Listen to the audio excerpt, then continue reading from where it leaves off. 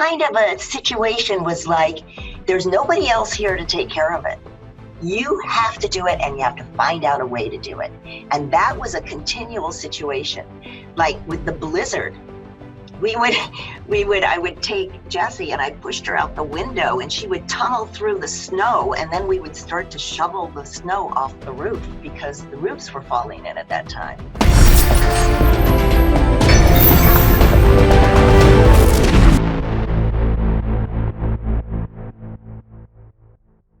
But we find the opportunity in every situation, and you've had to find ways to do that more than once as well. So I want to go back in time. There are a couple of places I want to go much deeper into your story.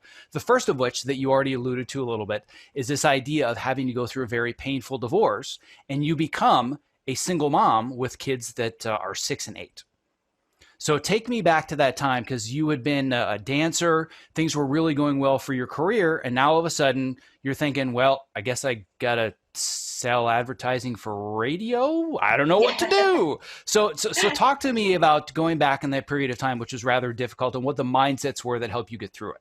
Well, I want you to keep in mind that sometimes those awful things, the worst things that happen to you, lead to the greatest opportunities, which is what you just said too. And I think overall it did.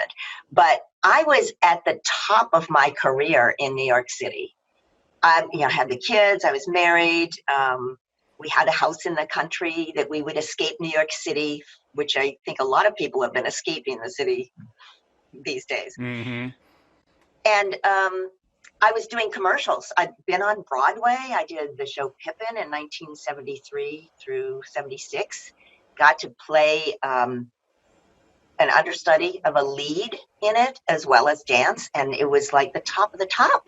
So being the understudy to a lead on a Broadway show was the most exciting thing ever.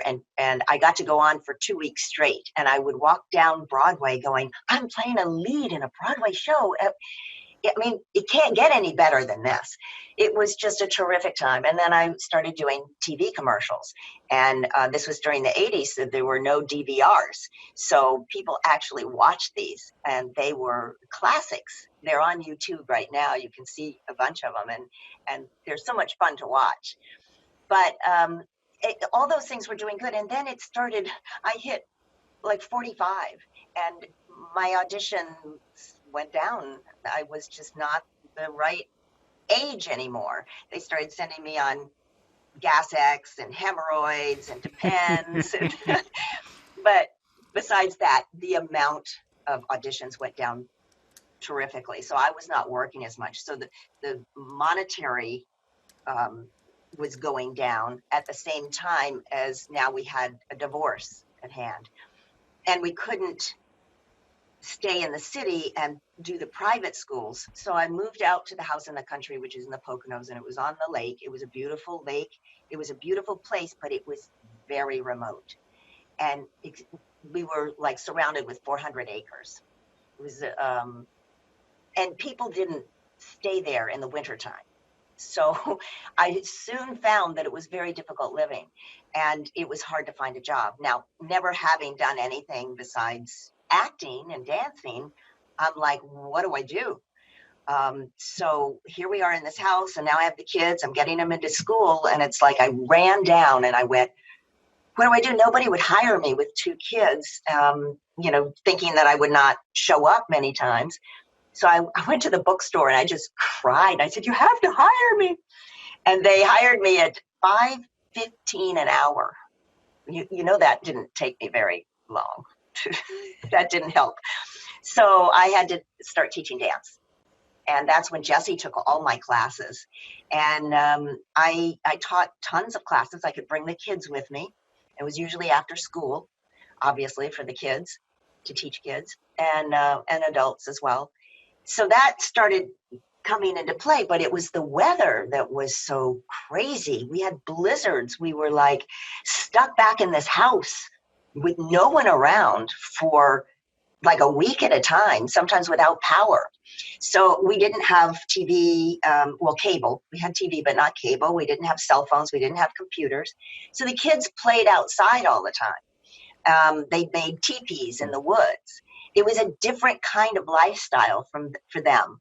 Lot happened around the lake in the summertime, but in the wintertime, it was hard to make a living. It was hard to get through a day, really, with all the things that needed to be done. There are a couple of stories, like my bat story, which I love to tell.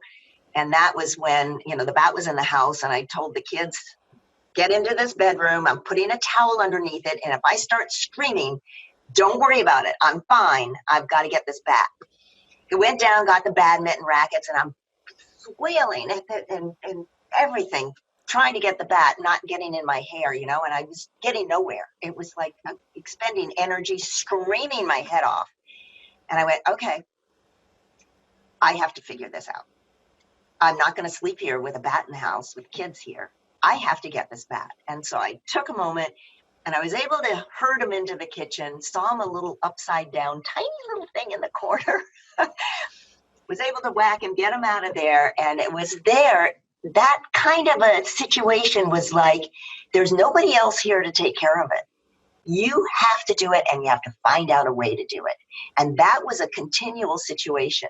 Like with the blizzard, I would take Jessie, and I pushed her out the window, and she would tunnel through the snow, and then we would start to shovel the snow off the roof, because the roofs were falling in at that time. I don't know if you remember that, but there was so much snow. So there were these, how do you deal with keeping the fire going? We'd take the water from the lake. My other favorite story is my son got real ill at one of these blizzards with the electricity out. And he needed medicine, and nobody could get back to my house, nor could anybody get out. So I found a friend to bring the medicine to the closest house, and I cross-country skied to that person to get the medicine, and cross-country skied back. And again, it was like, well, I can't do anything to help you, Darren. Am I going to leave him like that, or figure out a way? How am I going to get that medicine to him? There has to be a way. And so, it was just that kind of thing. And with the kids, it was bringing them up to find the fun in everything. We would find games that we could do and play. Like, what are you going to do if a bear comes into the kitchen? How are we going to get out of the house? Or if a hurricane comes, what are we going to do? Where do we go? And we would come up with these, different scenarios of having to figure life out. Well, it's certainly no mystery then, knowing that some of the games that were played growing up were, hey kids, if a bear comes in the house, how are we going to escape it? The natural progression of Jessie ending up as an American Ninja Warrior makes a lot more sense to me now. Oh, and she used to play The Floor is Lava a lot too, so that... Yeah. Well, one of the realizations that I had recently, and I'm sure that I was the last person to realize it, you guys talk about it all the time, but it just occurred to me, I'm like, oh my God, American Ninja Warrior is just The Floor is Lava for adults. That's all it is, right? It's that simple. It's just we want to keep playing this game and just make it bigger and harder and, more difficult. But it's basically The Floor is Lava for, adults. Yeah, so we got that. Now let's make it harder. What do we do to make it harder? Let's jump higher, further. Exactly, yeah.